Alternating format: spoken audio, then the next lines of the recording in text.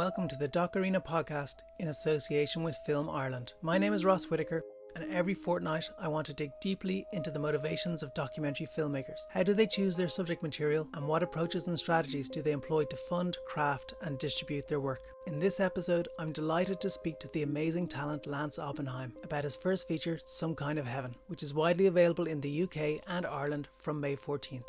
Some Kind of Heaven explores life inside the palm tree-lined streets of the Villages, America's largest retirement community in Florida. While most residents have bought into its packaged positivity, the film follows four complex retirees living on the margins, striving to find happiness. It's an arresting and confident debut from a remarkable young filmmaker. Here's the trailer for Some Kind of Heaven. Hi, my name's Elaine. Hi, my name is Elaine. Hi, my name is Elaine. Elaine is our name. The village is like being on vacation every day. The Disney World for retirees. It is like going off to college. You come here to live. You don't come here to pass away. There is no place like this. This is Nirvana.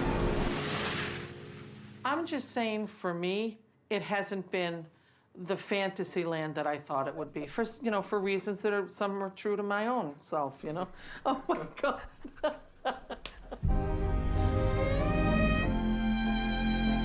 I think that when you live in the villages, you're acting the part. Surely everybody's life is not perfect. Now that we're in the villages, Reggie's sense of reality has become even more out there. I came down here to meet a nice-looking lady with some money that I'd be not embarrassed to be seen on the street with. You need a handyman, don't you? I don't care. Who am I? You got the answer. No, I don't. They're in you. Who am I? Somebody found me out. I got in trouble with the law last night. You're charged with possession of cocaine. Who am I? You make me sick. I think I lose no matter what you do. If you want to avoid trouble, don't come here. There has to be more than just surviving. It's a new awakening. Go! This is the last hurrah. I'm about ready to call it quits. We have too much fun down here, you know?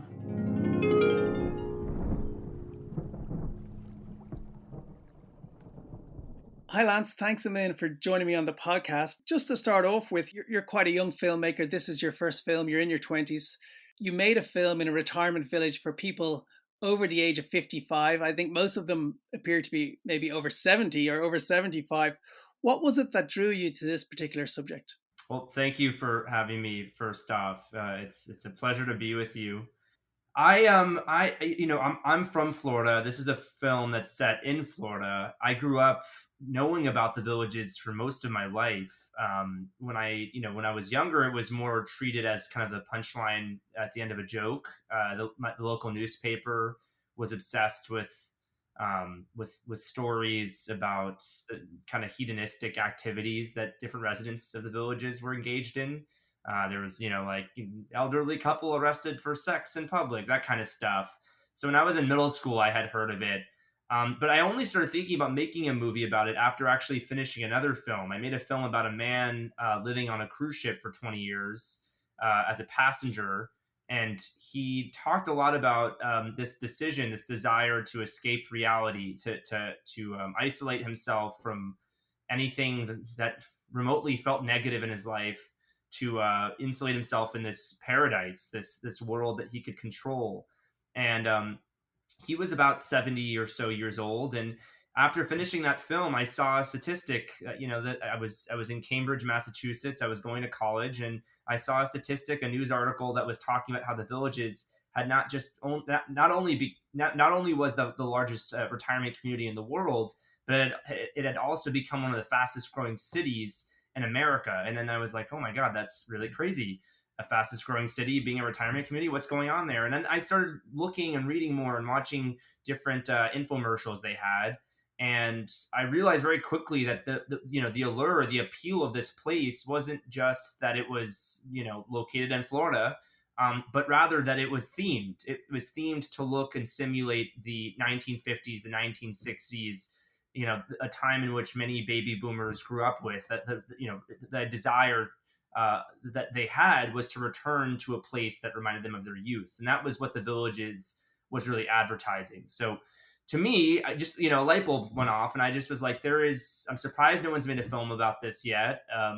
I wanted to make a film that explored that phenomenon, that looked at why, not just why, but really the existential condition that pushes people to live inside of a fantasy, especially when they are reaching, the last few chapters, decades of their life. So that was my in. And then when I was there, things changed. And I think, being much younger than most people in the movie, there was something interesting that happened where, in some ways, I was the very age that most people were attempting to return back to. There was this Peter Pan syndrome that a lot of people there were going through, were trying to get back to this youthful age when they were in college. And that was, and party and drink and have sex and have fun and live life. And that was something, I was graduating college when I started making this film, was my thesis.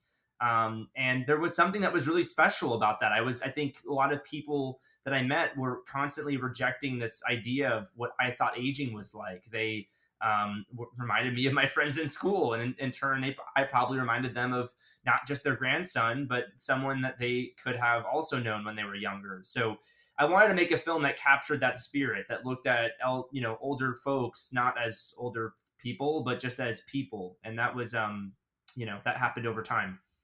Yeah, and one of the things that comes across in it is that even if you are in your 70s, some of the obsessions of youth are still with you, whether it's finding love or the difficulties within a relationship, or just trying to make sense of the world and yourself. The Villages itself, I think the population is over 100,000 people or something like that. I'm talking to you from Ireland, and I think it would probably be in the top 3 biggest cities in the country, which is incredible to think. What did you think of that world when you entered it, being so young? That, I suppose, how did your perception change as you went into it? Well, it's interesting. I think one of the main things that immediately crossed my mind, I wanted to find a way to make a movie that the immediate things that came across my mind were the more obvious ways to make this film. I didn't want to make a film that existed in this binary. Was the Villages a good thing or was it a bad thing? Me as a filmmaker, I'm less interested in those questions. I'm more interested in creating, experiences and immersing people inside the emotions of what a subject may be going through on screen. So for me, I think my challenge was I was obviously an outsider in this world that wasn't made for my generation, wasn't made for anything like myself, and I had to resist a lot of times this urge to judge or look at the world the way I feel like the world was asking to be looked at, which was looked at as kind of this plastic,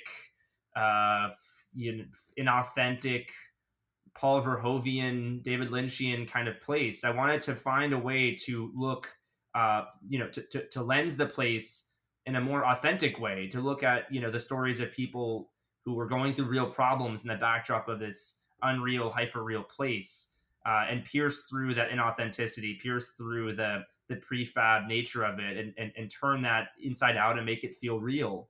And so I think there was an element of that where I think my affiliation, my idea, my understanding of what the place was like, and the judgment I initially cast on the place changed over time as I spent more time there and realized in some ways, when you look at someone like Barbara in the film, the widow, her story, she really, I think, has benefited from the sense of community that I think that a lot of people who live there are really a part of.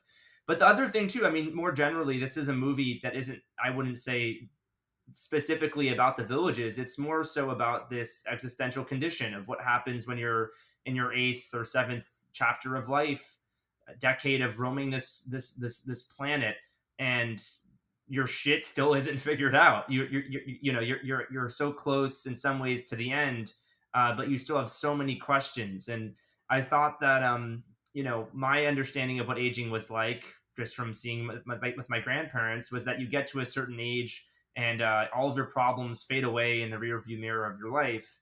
And these stories prove like exactly the opposite, that your desires persist, that your problems never really go away. No matter how hard, no matter where you move, no matter how much you try to avoid it, they're still there. And rather than making, I think, you can look at the movie in some ways like a horror film, because it is really disturbing in some ways, that's how life works. But I also think there's something really hopeful to the idea that no matter how old you are, you're constantly becoming, and you never stop becoming. You can, it's a frame of mind. I think that the folks in this film that allowed me bravely into their lives.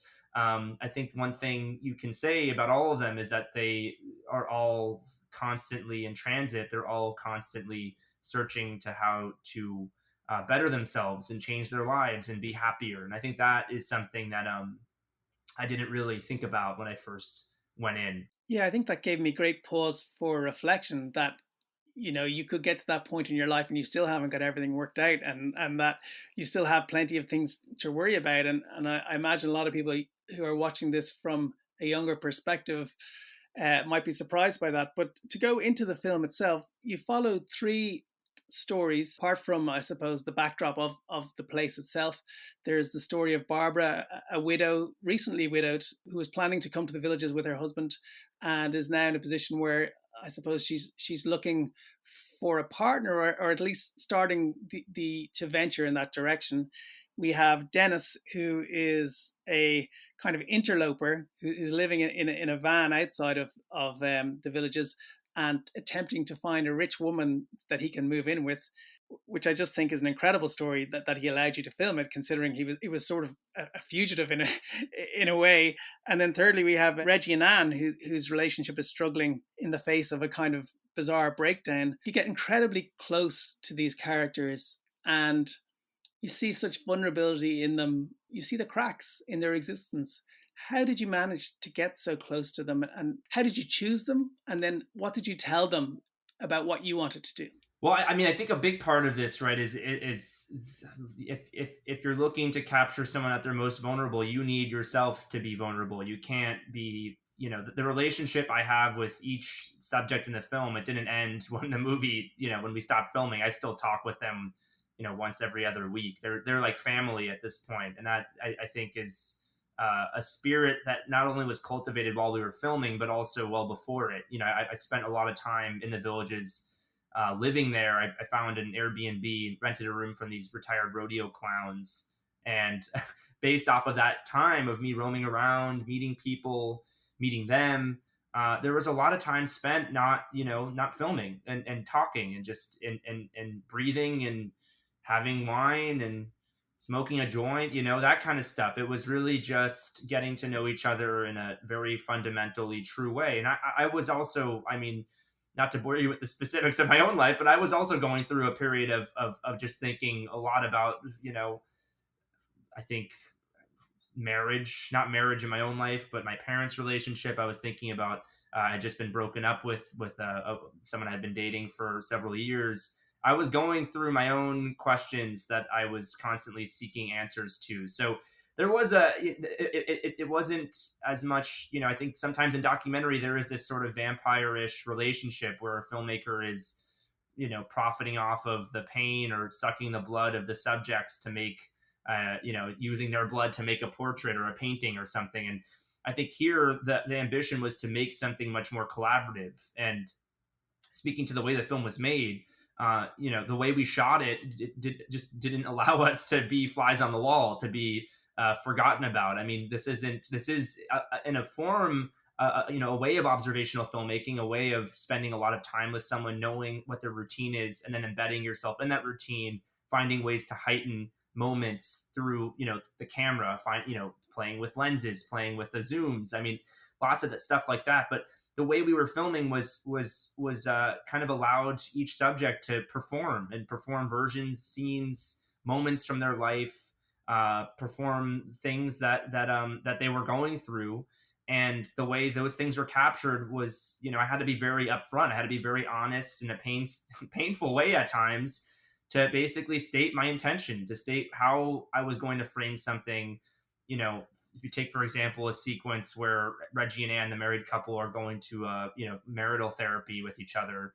That took a lot of it took convincing, but also it took from I think from their end, from Anne's end, it was really just, how are you going to frame this? What are you going to be filming? What is your angle? What is your aim? What is your goal in capturing this sequence?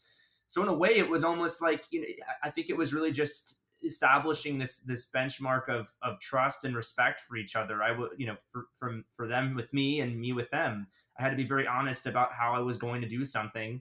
And when they saw the film, when I showed them a few rough cuts before we locked the picture entirely, but there weren't any nasty surprises. They were, we made the film together. They saw it. I think the only thing they were surprised by was like how we condensed, hundreds of hours of footage into like a 83-minute movie.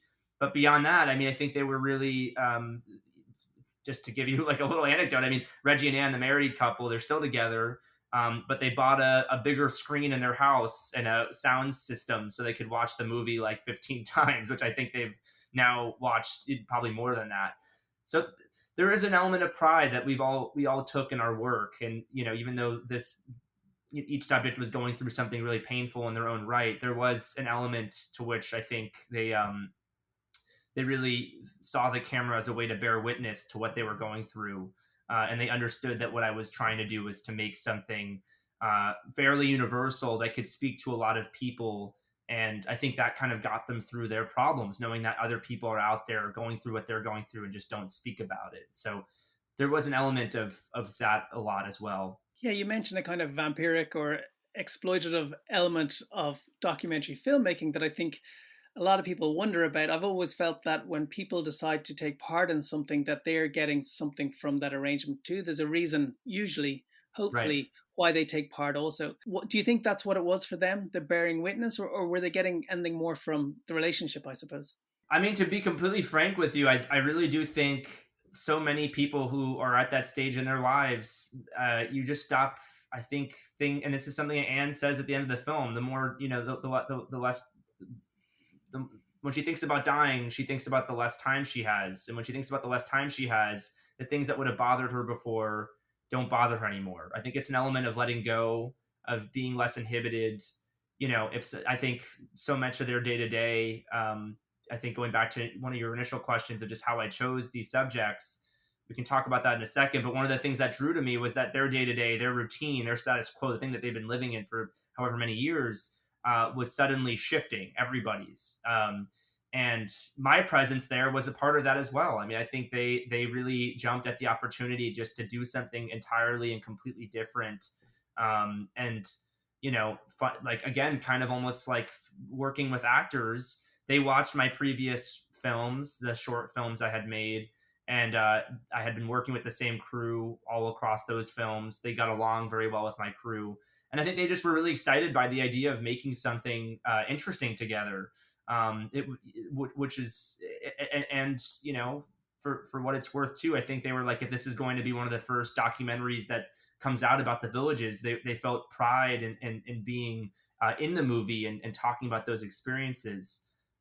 So that was, to me, very interesting. And the fact, I think, that they were so naturally performative in very different ways, each subject, that was also something important to me, because I knew that when I got to the villages, as I was spending time there, I knew that the camera needed to feel that reality, distortion effect. The camera needed to soak up the and reflect how manicured the setting was and how composed everything looked. It needed to be that kind of way, In a way, they all feel like character actors, not the main player. Like they could be, particularly Barbara, for some reason. I just feel like I can imagine her popping up in a Coen Brothers movie somehow. She just has this incredibly demonstrative face in a very, very subtle way. She's amazing. But you mentioned observational filmmaking. It's not a fly in the wall film. It has elements of it that feel very much like that, or maybe it entirely feels like that, but then the camera is in positions that you couldn't possibly be in as a fly in the wall. So how did you balance out the moments that are absolutely real and are are emotional because of that, with other shots that speak to that emotion, or how would I say that? Other shots that enhance that emotion, but that couldn't be captured sort of in the moment. What I mean, I think the first thing that I feel like I've always sort of subscribed to is anytime a camera is entered anywhere, there is a perversion of reality, right? I think even though fly on the wall movies and their handhelds, there's an aesthetics at play that make you feel like something feels more real. But no matter what, anytime you bring a camera in anywhere, something is changed. The dynamic shifts. People start acting differently. Their routines change. For me, the importance was getting to know people off camera to the point where I was able to embed myself in those routines and film things in ways that I knew I guess that would give me a little bit more control over the setting or situation. It was almost like we were riffing off of the reality of their lives. I would never ask them to do things they wouldn't normally do. But there was a level to which, I would say, okay, you're doing that one thing you have scheduled for Thursday. Can you do it in this location that at this time of day? Because it will look better for the movie and it will give us a level of flexibility of how we're able to film it. So there are a lot of conversations like that where, obviously there are moments in the film, like when Reggie comes in when Anne's setting up her anniversary, the routine she normally does on her anniversary for him, and he busts through the door and he's talking all kinds of things. I mean, there are many moments in the film where we were in position to shoot something where, we had an idea of what we were going to film and the subjects were locked in, we were kind of collaboratively bringing that moment to life. And then something completely different happened. And that was really always the ambition with this, was to try and, choreograph something that normally happens, get the performance that, again, feels endemic, feels specific to their reality, feels specific to who they are. And then also just honestly, let reality do what it is. Let things unfold within the frame that we could never have thought of. But at least we would know that we were in position, that we were capturing something that felt, you almost are embracing the artifice of not only the way we're capturing something, but we're embracing the artifice of the place to get to something more real, to get to something that really can engage with you as an audience, where you don't feel like you have any distance, where you are engaged with the movie as if it was a narrative film. That was really always the ambition with it.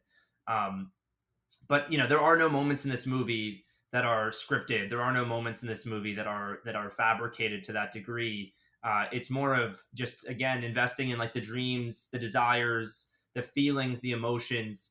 Someone says something in an interview, I immediately latch on to that idea or that thought or a moment that happened maybe 2 weeks ago, and we bring that moment that happened 2 weeks ago, we bring that thought, we bring that dream to life with their help.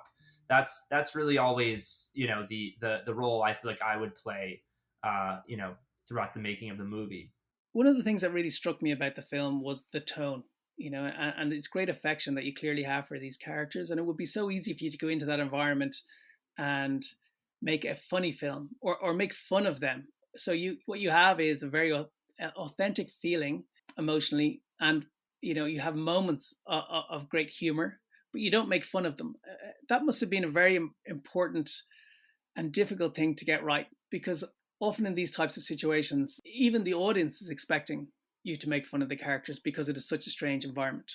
Yeah, I think and that was another thing of just, the easiest thing I think you can do in a documentary is to make someone look foolish, right? Or reduce them to a caricature, or take someone's humanity and essence and convert them into a piece of agenda-driven filmmaking, which I honestly feel like so many, not this year, but I feel like so many of the historically like movies that are, the documentary branch of the Academy really in America loves to award. To me, I'm less interested in making those kinds of things. I think the way we were shooting this film, certainly it was like a tightrope that we were constantly on. And, there were moments and times, especially while we were editing, and this is really like a credit to, who I would consider like a co-author of the film, my editor, Daniel Garber, and I, we both were constantly trying to assess if we were, pushing it too far, if we weren't. But I think there was this effect that had, and I think it almost captures. I didn't want to erase that tension while you're watching the movie. I wanted an audience. One person may watch this film and very well say this was, judgmental, mean, not nice to the villages. Someone else, and I mean, my intention was to do something entirely not that. You can't control what people think or how they feel, but I didn't want to paper that over. I wanted it to feel like it came from me and was my point of view. And my point of view is that I am much younger than most people who live there, and in some ways I do feel like I have that distance allowed me to look at the world a lot differently. So I wanted people to feel the distance, and then as we got into these subject stories, the distance starts to contract, and even the camera starts to, we went much closer. There's a lot more close-ups. There's a lot more resting, moments where we just let people express what they feel just by, a facial expression versus the kind of wide portraiture we were doing of the clubs and the institutions of the place. But definitely a tightrope, and definitely something that was challenging to figure out in the edit. And if you felt like the movie was being unfair to its subjects, then it wouldn't be a good movie, and it wouldn't be worth your time as an audience member. So that was something I think we were very much aware of. And the comedy, the tone of the movie, I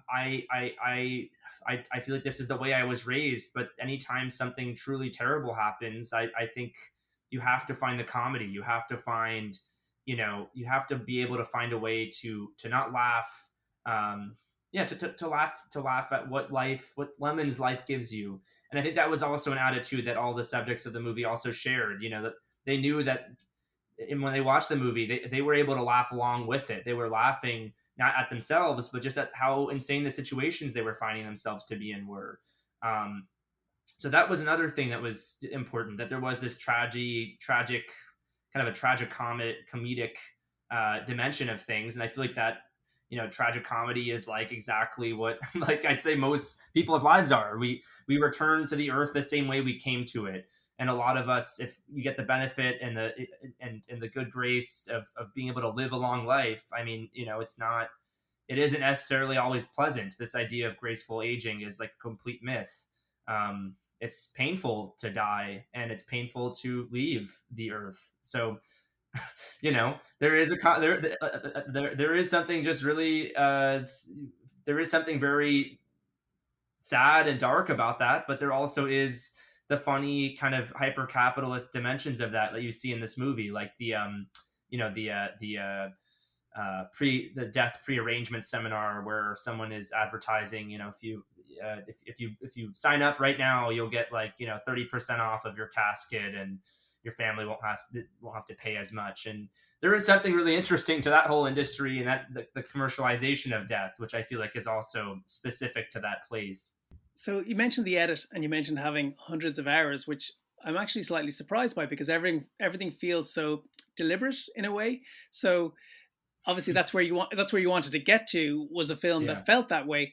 But can you talk a little bit about the edit and how you approached that, how long it took, I suppose, to take all of that footage and to bring it down to what is a very kind of tight 83 minutes or so?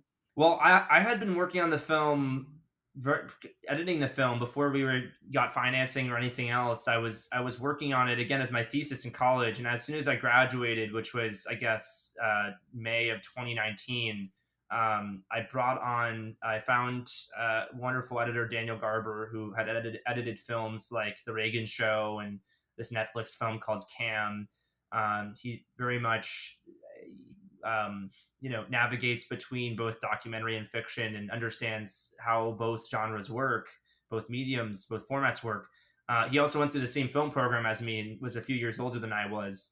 But I'd say from May of 2019 until like December of 2020, when we were picture walking for Sundance, that was really the window when he came on the film. And it was a brisk edit. It was very fast paced. We were constantly trying to figure out what we were filming, or what we were doing in the edit, how we were going to piece this thing together. The movie would not exist in its form if it wasn't for Dan. And I think, to his credit, he really, I'm glad it feels intentional, because obviously I think the way we were shooting the film was intentional, but at times the place, as you mentioned, is home to 130,000 people. There's many films that could have been made about the footage we were shooting. We weren't just filming Barbara, Anne, Reggie, and Dennis. Certainly, as we discovered that was really the narrative engine of how the movie could function, that it could be a portrait of a place, but then a portrait of these people who exist in the place, and the place can kind of become the background. That idea, that the foresight that gave us, allowed me to go back and shoot just with these subjects. But for a while, I was filming all kinds of things. I actually released with the New York Times Op Docs like a kind of an addendum to the film, a short film that has a completely other story that I was also following for like quite a while. But we realized very quickly just didn't have much to do with I think what the strength of what the feature was.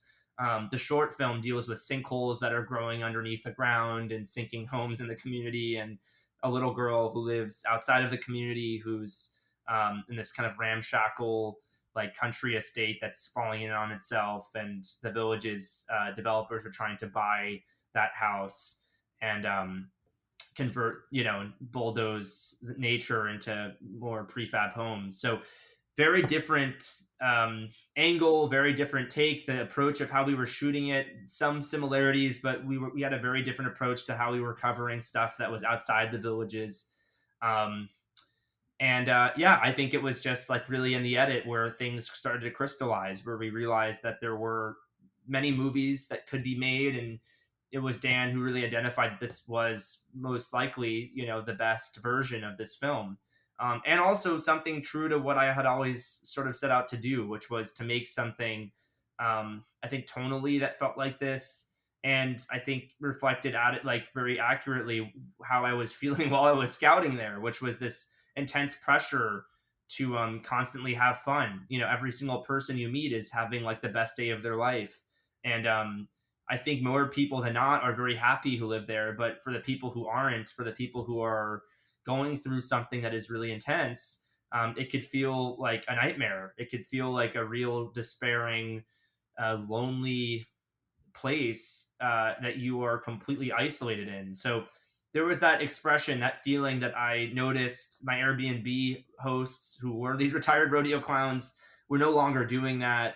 One of them had gotten leukemia, and they were going through that together. So already there was this like going back to this tragic comedy thing. I mean, that was everywhere I looked, that was there. And I felt like the best way to understand the mainstream of a place is to kind of look at the extremes, look at the people on the margins.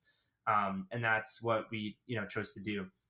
In the footage that you shot, was there more backstory? Was there more exposition? It feels like a natural way to get into the characters when you're filming is to kind of go and ask them about their lives. But then in the film, it's a little bit more like a dramatic film or a fictional film, whereby you start where you start and then their films progress in forward motion. Was that something that took place in the edit, or did you always have that in mind? I think it was always something I had in mind. I definitely, part of the thing I try to do is I do a lot of pre-interviews, and this was like me roaming around, going around town. I bring a little Tascam recorder with me, and a camera, just like a DSLR to take photos. But so backstory is it's something that I think, from a process standpoint, I'm obviously very interested in getting to know a person as well as you normally would if you become very close with someone.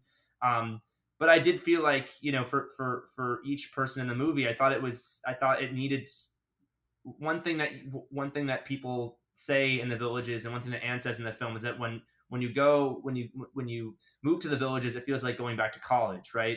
And a lot of people there don't necessarily ask like the questions of who you were, what you did, where you're from, these sort of mental connections we normally try and associate someone by and identify and define your life by. They sort of evaporate there. All that matters is who you are in the villages and how you spend your time and how you want to be known. And you can kind of completely remake your life. So in some ways, I felt like I liked the idea of embracing that attitude to how we met the subjects in this film. And certainly there were different cuts where there was a little bit more backstory, or there was a little bit more. We were filming with Barbara while her husband was alive, so we had been with her for a while. There were versions of the film where that was still happening, and then it was. But I think that the attitude or the idea that we're going to meet people at this specific moment in their lives, we're not going to pay any attention to who they once were, and let the audience make those decisions. Let the audience be curious. Let the audience ask themselves and think about who these people once were before they got here. I liked that there was something that was more immediate, that could just be constantly unfolding, that we were watching, versus impositions on my end where I felt you felt my hand taking you on a different journey. I like that eventually, once you get into the cycle, the movement of the movie, you feel like you're just watching life unfold, and it's life presented from the lens of our camera, but it is their stories, and they have a hand in how they want you to see it, and that's how it played. Okay, well, as a final question, this film has been a tremendous success. It's a great start for your career as a feature documentary maker, to go to Sundance, to have your film coming out on Hulu and here distributed in Ireland and the UK and elsewhere. What's your mindset off the back of all of that to go on and make your next film? Do you know where you're going next and what you're going to do? Well, thank you. I mean, it's funny. The things I only focus in on are the things that we weren't able to do with the movie. And obviously it was a really great journey, and in a lot of ways very surreal, given that I finished the film in December of 2019, well before so many things happened. But no, I mean, I think really one thing that I am trying to do is immediately finishing the film, I felt an intense kind of sadness in being done. I think the subjects felt that way too, because we had so much fun, even though it is an intense movie at times. We had so much fun making this thing together, and replicating that feeling is not easy. And not saying goodbye to the whole process of actually working on it was also not easy. I wish I could still be working on it right now, even, but I mean, my focus now, I feel like I had a lot of time after finishing the movie and just being so entirely consumed by it to start working on other things. And I'm working on a bunch of stuff. It feels like I'm kind of tending to a garden of ideas and projects at this point, but I've been working with Darren Aronofsky, who produced this film, on another film. And I'm working with the New York Times on another film. And there's a few other projects, a fiction project that I've been writing, and hopefully I think there will be news about that eventually, somehow, somewhere. But I think my ambition right now is to just make something. I really want to. I did shoot a little bit of a project over the pandemic, a documentary, but for the most part, I think my ambition is to really keep making films in this spirit, make documentaries that feel very cinematic, and then also go make fiction that feels also rooted in that same sense of realism that these documentaries do, where you're just watching life unfold. So I'm hoping to be able to do one of the two and just make anything. So hopefully the next time we talk, I won't be, 80 years old living in the villages by the time I made my next movie. I don't want to be precious. I just want to make it. And if it's not great, then hopefully I'll have another chance to make another one. But as long as I just keep learning each time and keep making stuff, that's my, that's all I really care about. Okay, well, Lance, listen, well done. It's a great film. I'm sure you're going to go on and make many, many tremendous films. So best of luck, and thanks again for talking to us. Thank you. Thank you for having me. Thanks again to Lance for taking part in the interview. His film Some Kind of Heaven is widely available on video on demand from May 14th, as well as at Dogwoof on demand. Thanks to Stephen Galvin and Film Ireland for supporting this podcast, and to film composer Michael Fleming for kindly allowing me to steal his music. You can find more of it at michaelflemingmusic.com. And thanks to you for listening.